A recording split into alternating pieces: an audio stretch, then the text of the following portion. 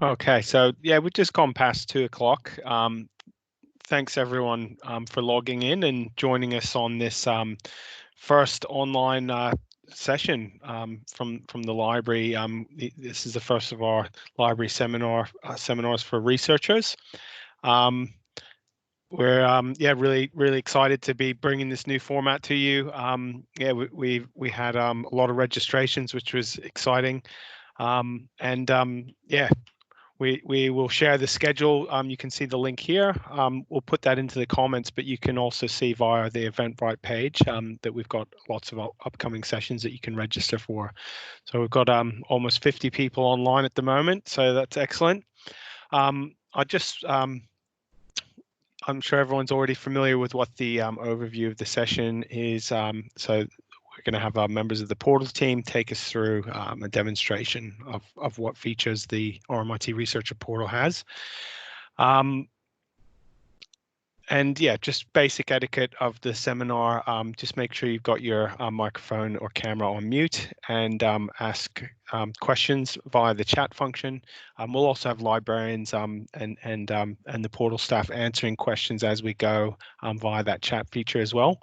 The session is being recorded, so we'll make this available afterwards for anyone that was unable to attend, and also the comments that are in the chat. We can always go back and answer questions if we're not able to give you an immediate answer. There is also going to be a survey at the end, so hang on and please do fill that in if you get a second. Just before we start, I'd just like to make an acknowledgement of country. RMIT University Library would like to acknowledge the people of the Woiwurrung and the Boonwurrung language groups of the Eastern Kulin Nations, whose on unceded land we conduct our library business. We pay our respects to their ancestors and elders, past, present, and emerging. We recognize their continuing connection to land, waters, and culture.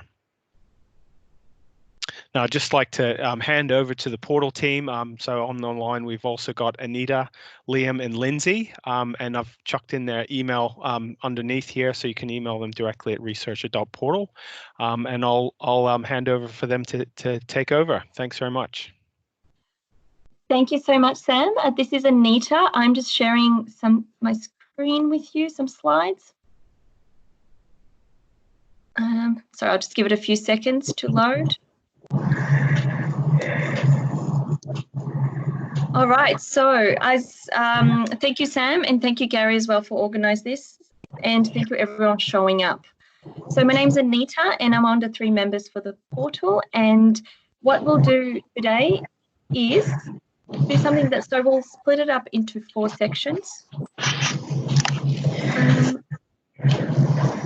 Sorry, if everyone's able to just mute their mic. Okay, wonderful. Thank you so much.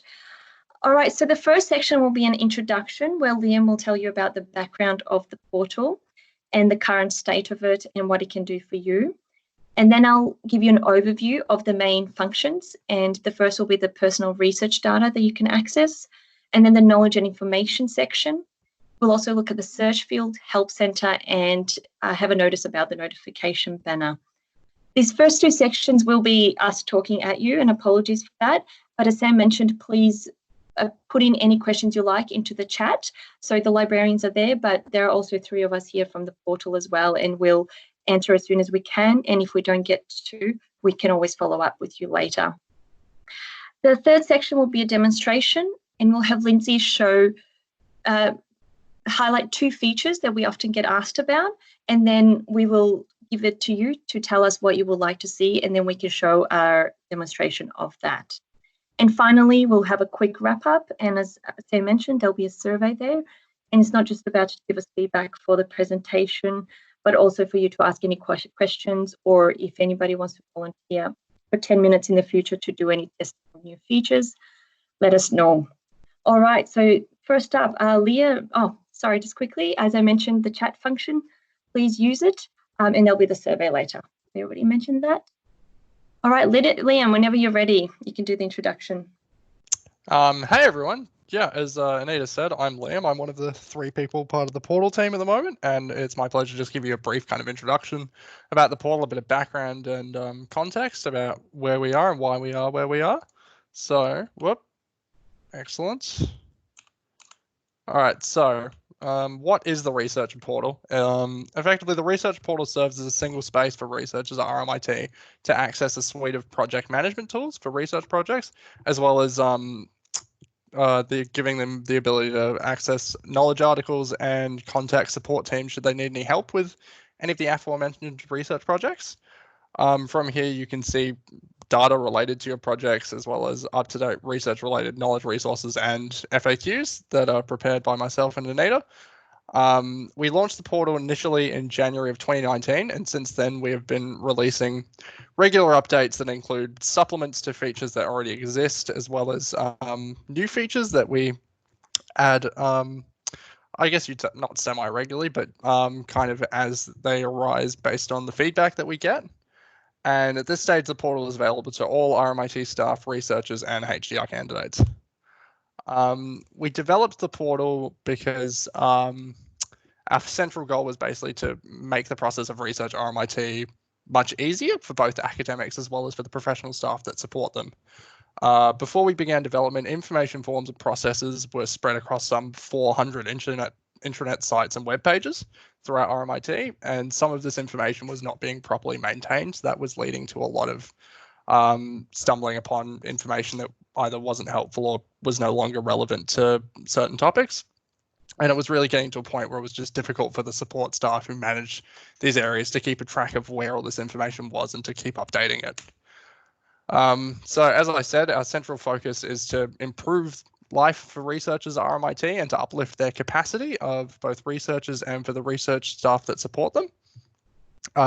So the portal provides users visibility of research-related data, such as your finances, your publications, contracts, and ethics.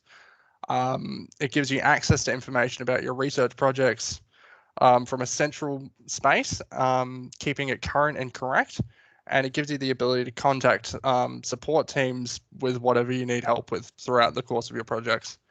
And we understand that there are a lot of kind of concurrent projects happening across the university at this stage, but we are very vigilant to stay on top of updates to new systems as they're being developed, so that all the information that comes through the portal is correct regardless of what new systems are being implemented.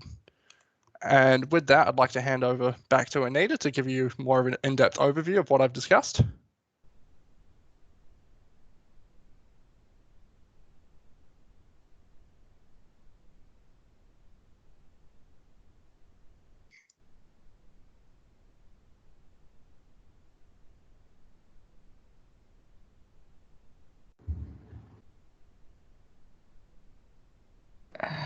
Oh, hello. Okay, sorry, I was talking to a muted mic. All right. Okay, I'm hoping if you cannot see me changing slides, let me know and I'll try to figure out what's happening. Okay, so the researcher portal divided into 3 major sections. The first one is what we call the life cycle, and it's the information and resources, and I'll explain what that is in a second. And that is the top navigation bar. The second section is the research project management and research activity, so research tools in a way, and that is on the left-hand side. And then finally, we have the help center at the top, and I will go into all of these now. So first up, the research tools, or the left navigation bar, as we like to call it. This is where your personal research data is, and it is sourced from SAP, Research Master, and the new ethics platform, REP. It is updated overnight, except finance that comes from SAP is updated on a weekly basis. And just to understand what sits behind them, as you can see in projects, so it's a list of all your projects.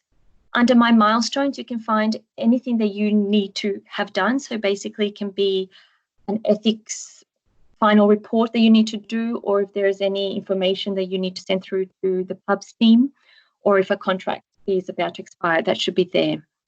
Then you've got your My Finances, your contracts, ethics, publications, and engagement and impact. Well, and also my reports and analytics. It's a new feature that was developed.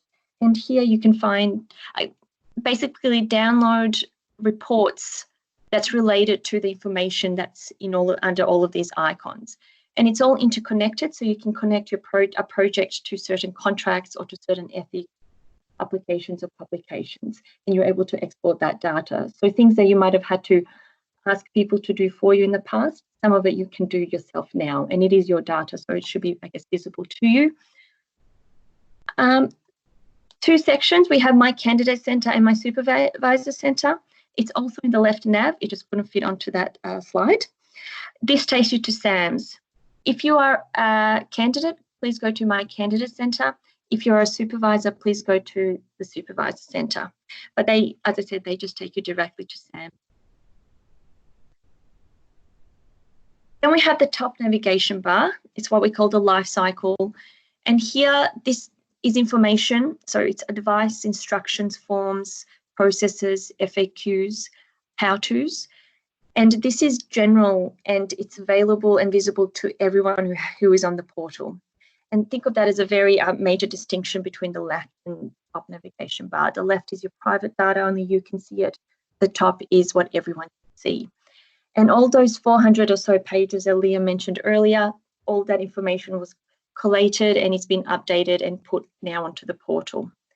And the way that it's been categorized is based on the research project lifecycle, where the idea is that your project goes from idea to impact. And under idea, you can find things such as research principles, RMIT priorities, links to centers, basically trying to find a home for your research, whether it is situating it within something as small as a center to something as big as a government research priority. Under plan, it's all of the things that you need to get done in order to be able to start your research, such as applying for ethics and having it approved. Fund has its own section, and here you can find information about grants, such as ARC deadlines. The pre-award team is very on top of it, and this is where their information lies, and it's all very current and updated almost daily. Conduct, it's all the things that happen during your project. So you can think of it as a project management area where you look at milestones, you can close out your project, report adverse events to ethics, etc. In communicate, it's telling people what you have found, whether it's through publishing or straight to the general public. And we understand that sometimes you might do this throughout your project as well, and that's okay, but it lies in the communicate section. And then impact, it has its own little home because it is something important in the university. And please note that you will find information about impact through other parts of the life cycle, because speaking to the engagement and impact team, we understand that it's something that can be done over time. Who provides this information? So it is the research support staff. It is mainly R&I at the moment, and we hope to one day expand to the school and college areas. But they are, I guess, the experts, the people who help you. They know the actual content. They're the ones who look at your applications, who might help you with an application, or who might help with an industry partner. So they're the ones who actually provide the content. We, the researcher portal team, are the ones who put it onto the portal. So we just do the back end, trying to make it look consistent like all the other pages, adding little buttons here or there or links. It might look different to what the R&I team originally gave us, but only slightly. It's just about making it consistent. Researchers can also provide feedback, and they have in the past, and we'll show you how you can later on. If we always do respond to it straight away, sometimes we can action that feedback straight away. Sometimes if we might have to go through to a few support teams and liaise between them, and that might take a little longer, or it can be something that needs to be developed, something new, and it might require a bit more time to be done. But we'll let you know what we think will be need to be done. Another way to find information, if you don't go through the life cycle section, is to use a search bar at the top. And as an example, if you were looking for, say, human ethics, you will get all of the FAQs and the articles that have that word in there. You can filter though between FAQs or articles, or the second arrow, you can choose a keyword, and all the articles and FAQs that have that keyword attached to it will come up for you. So there are different ways of, I guess, looking for information. Some people do prefer search, some people do prefer learning how a website works and where things sit. There is also a notification banner. So this is where we put any important information that has come up, you're able to close it. And if you close, it'll show up again the next time you go to the portal. But if you go, do not show me this again, and then close, it will disappear forever. The Help Center, so that's at the top, and that's a third section. And this is where you can contact us or a support team. Research support, the first section, is where your query will go to a support team, and we'll have Lindsay show you how you can do that. HDR support will, in the end, take you to RMIT Connect, and that's because most of School of Graduate Research queries go through that, but it does go straight to SGR. And then the general feedback will come to our team, the portal, and if it's something that needs to be looked at by the support teams, we'll forward it on to them, or it's something that we can action, we'll do it. But general feedback goes to us, and we do our best to figure out who the best person is to answer it. In the Help Center, there are also portal FAQs. So these are basically just quick ways for you to find information, and also the user guide in case, in case you need help to how to go through everything. Okay, now it's time for Lindsay to show us a demonstration. This part will be mainly three things. The first part will be showing us how to use the Help Center. The second part will be demonstrating how to delegate CI. So that means allowing other people to see your data, your project data. And then the third part will be if anyone wants to see something particular, please let us know. All right, go for it, Linz.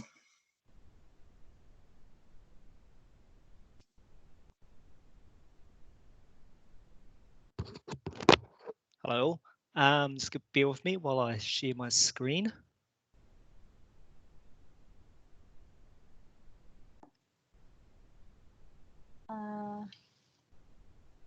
Do you not see? Oh yeah, I see it now. I see it now. Do you hear me? Yep. Can everyone else see it? Yeah, I see the screen with my project collaborates now. Yes. Perfect. Yep. Thank you. All right. So this is the landing page in the researcher portal. I've logged in a test under a test account, so there's actually information. So what the portal does is we show a personalized view of all the data, which is why we're in the test environment. All right, so the three things we're going to test, we're going to demonstrate today is, as Anita said, the Help Center. Also, the next one will be in my projects, how we would delegate a CI to the project, so share the project. And the third one, we'll open up to the group and ask what other features or what other functionality you would like to be demonstrated. All right, so we'll start off with the Help Center. So the Help Center is at the top, and essentially, there are three categories: research support, HDR support, and general feedback. Research support is mainly used for if there's an inquiry or a question around your research data, even project data, milestone data, finance, contract, ethics, or publication. And by clicking on it, we've got a number of drop-down topics and subtopics, which will help triage the inquiry to the correct teams to answer. So first off, we ask you where you're located, and if you're a researcher, an HDR, or professional staff, whereabouts you sit in colleges and schools, and also what topics you need help with. So say you need help with find funding, supplying funding, and we'll also give you the option to relate your query to a specific project that may or may not exist in the portal. So if it does exist in portals, yes, we give you a drop down of all the projects that you currently have. So it saves you typing or trying to remember the name of the project. You just select the project that it's associated with. If it's not in there or it doesn't appear in a portal, we just select one of the other two options. There's free text box as well that you can type in, and also add any other bits of information you want to add as well. As well as that, we've given the option to add attachments and also associate, as the project itself is the heart of the research. we've also you're also able to add on any contracts, ethics milestones, or publications that you also may be related to this query. So, for example, for milestones, if I want to also add a milestone again, it would also show a drop down of all the milestones that you also have that also relate to this inquiry. And if you just hit submit,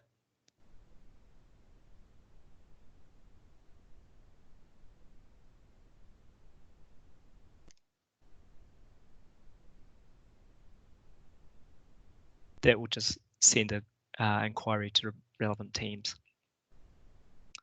All right, the next one is, go back to Health Centre. That one is general feedback. HDR support is about if you're an HDR candidate and you need you have a query about your research. You can also here we've also got drop downs in terms of where you sit, colleges, schools, and also a drop down of topics as well. So based on whichever one you select, it goes to correct support teams. And the last one here is general feedback. General feedback is more on about feedback about the portal itself in terms of suggestions or anything you would like to see or anything that you think is a little bit off or needs to be tweaked. Happy for your feedback. Please just users to feel free to reach out to us, and we normally reply pretty quickly as well. All right, the next one is in my projects. So to be able to delegate in my projects here, or in the left nav here, all of this information is stored in either Research Master or SAP. And what we've done in the portal is allow you to share this information with other colleagues as well that aren't named in Research Master. So for example, if we were to go into this project here, the project details shows basically all the details of the project, including discipline areas, impact, and associated ethics, milestones, finance summaries, contracts, and publications that you've associated with it itself, as well as information on the project and project members. So here you're able to share this with other members as well. So by typing in your name, should appear on a drop down, and you can select a role as a research or CI delegate. Difference between the two is a CI delegate can also see the financial information, whereas a researcher basically can only just see the project and nothing else. All right, and if it's save, name will appear underneath. All right, I guess now those are the two things we were really going through. Is there anything else? I'll head to the meeting now, meeting chat now. And is there anything which functionality would you like us to do a quick demo on? We've got about 5 minutes left.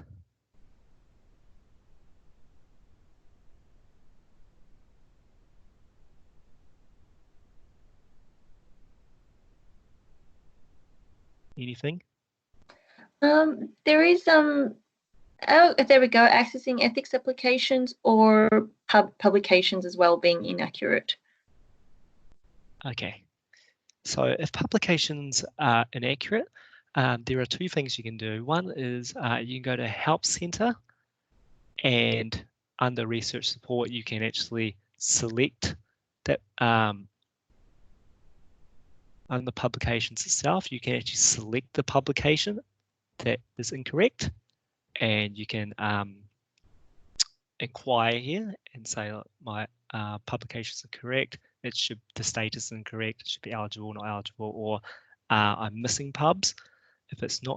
Obviously if you're missing pubs, it won't show up here. So again, we can also you can either send an email to researcher.portal, or we could also fill in. The other thing we could do is fill in a ROC form. What the ROC form will do is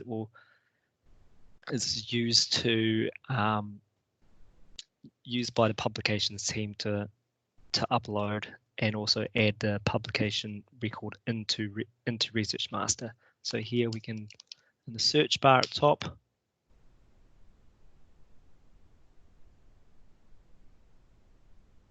we get a rock form. Sorry, the test server is a little bit slow.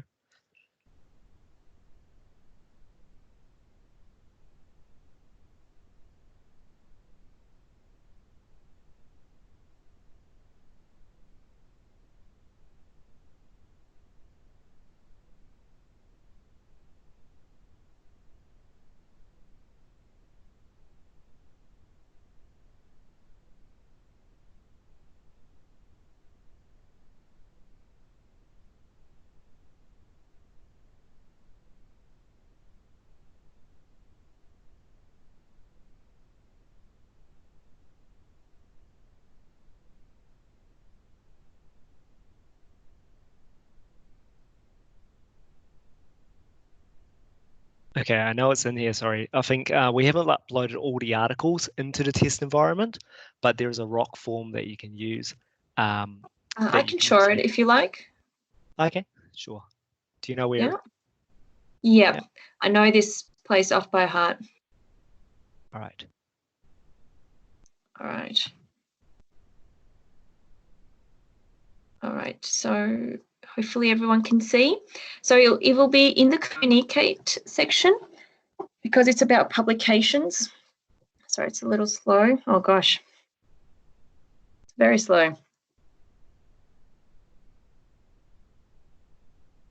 Oh, okay, this isn't good. Okay, it's taking too long, but it's in the communicate section and it's called the research output capture form or ROC form. And it takes you straight to something that was created by the publications team in RMIT, and all you have to do is put in your DOI in there and it should collate export data from Scopus or Web of Science. If the item is not in Scopus or Web of Science, then you might need to put in some more information. And as soon as you submit, it should come up in my publication section as submitted, and then the publications team will be able to process it. Oh, okay, there you go, just got signed out. All right, sorry, apologies. I thought I could help by showing. Okay, well, it'll be right here, reporting your outputs, research outputs capture form. Or if you want to know the process for reporting your research outputs, it'll be here. And this will take you to information about what you might need to provide as proof of peer review, and also creative outputs, what you might need to submit in relation to that. All right, sorry that took longer than it should have. Thank you.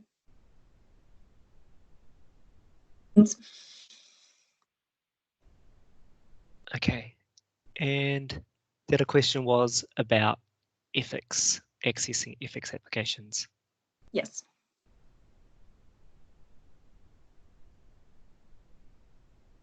Okay, so we've created a link in My Ethics. So if you click on that,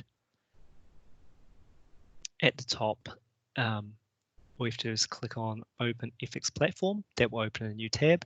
We've also included in here an article on how to, REP, the Research Ethics Platform, as a guide on how to apply for your ethics and also what it is, and also a whole bunch of FAQs as well. So that sits under My Ethics, and clicking on Open Research Ethics Platform or under Pass Single Sign-On will open the Research Ethics application portal. All right, that's the end of the demo. Thank you all. Anita, back to you. Yep. All right, so the last few slides are just to say thank you everyone for listening. We will also have a link to a survey. So if you don't mind, Liam, if you can just, put it into the chat function. Otherwise, you will get an email with the slide deck. So we did a lot of the explanation via screenshots, just so you can have it with you. And if you want to share the slide deck with anyone, you've got it there with the instructions. All right, it's definitely loading for you. So do let us know if you have any questions. Our email is researcher.portal@rmit.edu.au. We'll also put it into the chat. Oh, and I guess this internet problem is a sign of things to come. All right, thank you very much, Sam, for having us.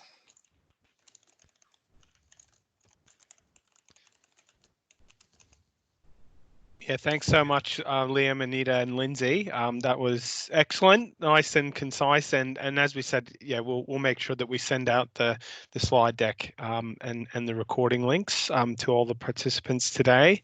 And if you've if you'd like to take the time to fill in the surveys, we're putting up links there in the chat. But yeah, resounding success. I think we had over 60 people at one point. So yeah. Wonderful. Thanks very much to the portal team for showing us the functionality there, and yeah, follow us on Eventbrite. The library has quite a few more seminars coming up, and so you can subscribe on Eventbrite and get notified when there's a new event. Well, thanks everyone, much appreciated. Thank you so much. Thanks everyone. Bye. Bye. Thank you all. Cheers, thanks everyone.